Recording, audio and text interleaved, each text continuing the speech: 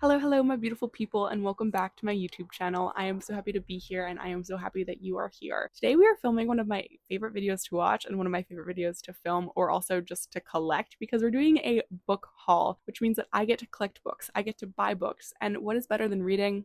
Well, not better than reading, but what is equal to reading? Book hauling, book buying, book shopping. It's amazing. So we are going to be going through the books that I have gotten in the last few months because I'm a broke university student, so I utilize my library, audiobooks, and my Kindle quite a bit, but there are just some editions that I have to have in my collection, or sometimes I have to splurge and treat myself and go book shopping. So we are going to go through everything that I've gotten in the last few months. I'm so excited to just talk about all of these books. As always, don't forget to like, comment, and subscribe to my YouTube channel. And let's just hop right into the video. The first book that I have hauled, I'm going to try to do this in order of when I got. So the first book is going to be Funny Story by Emily Henry. Now, the first thing I have to say about this book is I love lemon things. I love lemons. So the fact that lemons are on this spine, it makes my heart so happy. This book is probably one of the most dysfunctional synopsis I have ever heard. And if you haven't heard it, I'm going to butcher it. So I apologize for that. But this book is about Daphne and Miles, and Daphne and Miles get into a bit of a situation where they end up living together because their previous partners were exes.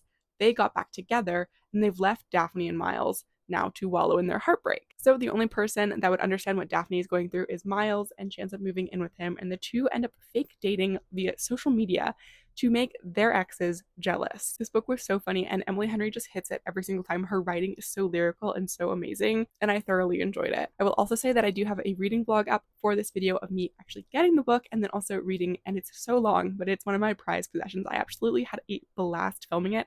So definitely give that a go if you wanted to check that out. And because I believe it's unreasonable to only own one copy of a book, I actually have the Afterlight exclusive edition of Funny Story. Now, I did have to buy this before I read the book. However, Emily Henry never misses. Even my least favorite book by her was still a 3-star, and I still thoroughly enjoyed significant chunks of it. However, this book is gorgeous. I'm going to take a moment. I'm going to show you what beauty this edition is. I wonder if I put you on my shoulder, if you can still hear. I don't know. So, we got the front cover, and then we have the back, and then we have the edges again, and the edges one more time. I'll pop you back on my shoulder. We then have the front cover, the spine, and the back cover, which is honestly my favorite. We also have end paper 1, and we have end paper 2. If I was a smarter cookie, I also probably would have just clipped my mic, but instead I made you balance on my shoulder, so I have no idea how the audio turned out during that section. So the cover is the UK cover, but it does have gold foiling on Miss Emily's name, and then all of the exclusive things that I ended up showing you guys. Hopefully it looks okay, but we'll see when I go to edit this. As I said, this book was so much fun, and I actually have the Happy Place edition, so this sprayed edges match. I will be collecting all of Emily Henry's Afterlight editions. I didn't get the base ones of Beach Read People We Meet on Vacation, also known as You and Me on Vacation, and Book Lovers, because I don't know, they just didn't have the under the just jacket. They had a very basic sprayed edge, and so I didn't want to put that much money, especially because I'm in Canada, into those editions, but these Afterlight ones are so stunning that I had to pick this up. The next book that I have is one that I'm actually just so grateful to this wonderful book community to have. My wonderful friend over on Book Talk Sydney, I will put her page right here. She is so amazing. She has so many recommendations for dark romance and just the most compelling stories. And she actually hosted a giveaway of the Flawless Indie Published edition, and I won it. And this is so amazing because if you guys remember, in the Emily Henry reading vlog that I've already referenced once, I actually got this book during that time, or just after that, I believe. And I reorganized my bookshelves in that video. And I said, oh, I have the perfect spot for Flawless because I have the entire set of indie published Gold Rush Ranch and Chestnut Springs right there.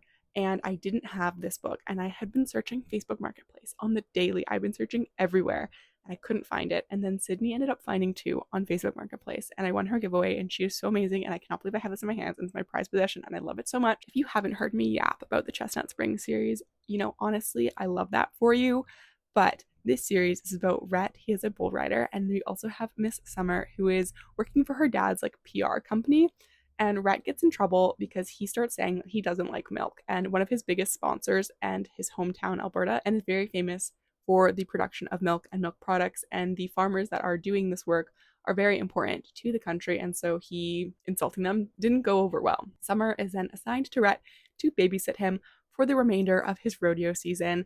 And I need to reread this book. I need to reread it because I reread Heartless earlier this year after reading it for the first time in November.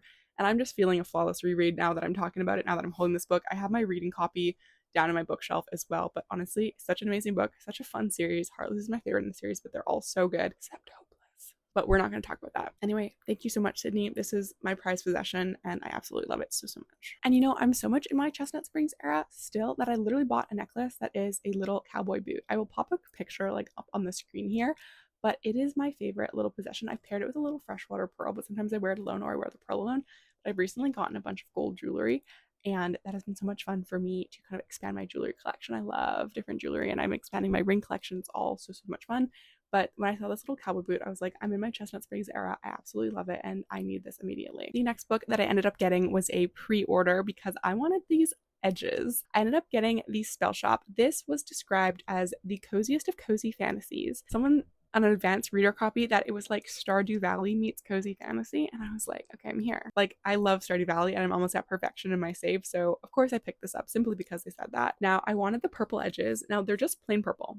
They are. They're not something crazy, they're not something stenciled, but just with the writing, the vibes of the edges is just immaculate. I did start reading this one, but I did put it down because I was like, I'm not in a cozy fantasy vibe. Like, it's hot, it's summer, and I just wasn't feeling the coziness at the moment, so I did put it down so that I didn't end up reading it and resenting it, if that makes any sense, because I have a habit of doing that, where I want to read a book so badly even though I'm not in the mood for it, and I do it anyway, and then bad things happen. So I wasn't going to do that with this book.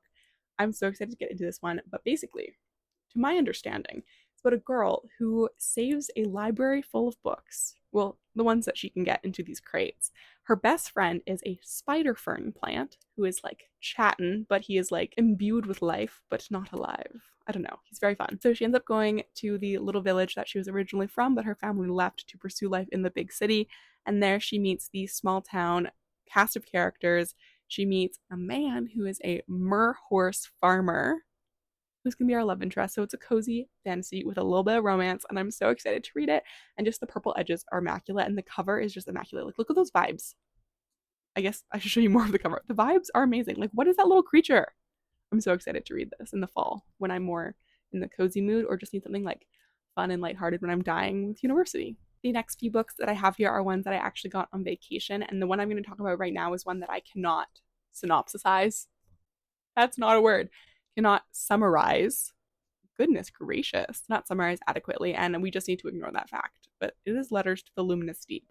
I was searching through a little independent bookstore, and just a little seashell number just really caught my eye, and I immediately knew that there's going to be a whimsical story that I really wanted to give a go. I love oceany things, I love fantasy, and I love romance, and this seemed to have all of the boxes. So I'm going to read you the back because I truly cannot summarize this book if I tried. Like, I did try. In fact, I posted a TikTok about it, and I watched it. So I'm going to read to you. Story time! E is content with a solitary life in her extraordinary underwater home until the discovery of a strange, beautiful creature outside her window prompts her to begin a correspondence with a renowned scholar, Henry Clell. The letters they share are filled with passion, at first for their mutual interests and then inevitably for each other. But when a mysterious sea quake destroys E's home, she and Henry vanish. A year later, E's sister Sophie and Henry's brother Viren, I cannot say names, that hasn't changed, must piece together the letters, sketches, and field notes left behind and learn what their siblings' disappearances might mean for life as they know it. One thing I think is interesting is that the letters are the majority of the story, if not the entire story. So that'll be super cool to read. And I'm really excited because it seems very like lyrical, very fun.